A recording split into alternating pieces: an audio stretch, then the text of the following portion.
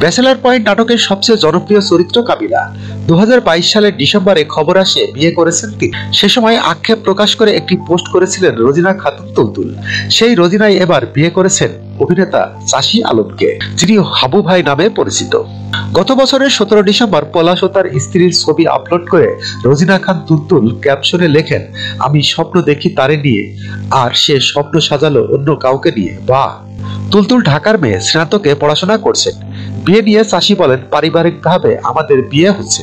বেশ কিছুদিন আগে আমি মেয়ে দেখছিলাম। আমার ও আমার পরিবারের লোকজন সবার পছন্দ ছিল মেয়ে। এদিকে আদৌ কি পলাশকে বিশেষ পছন্দ করতেন তুলতুল? খোঁজ নিয়ে জানা যায়, গত কয়েক বছর ধরে ব্যাচেলর পয়েন্ট পরিবারের সঙ্গে সম্পর্ক তুলতুলের।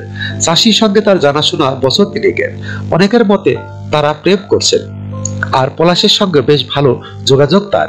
এই অভিনেতার বিয়ের পর নাকি অনেকটা মজার ছলে 2022 সালের ডিসেম্বরে সেই পোস্টটা করেছিলেন তুলতুল।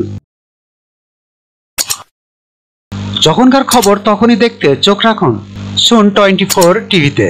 চ্যানেলটি সাবস্ক্রাইব করুন।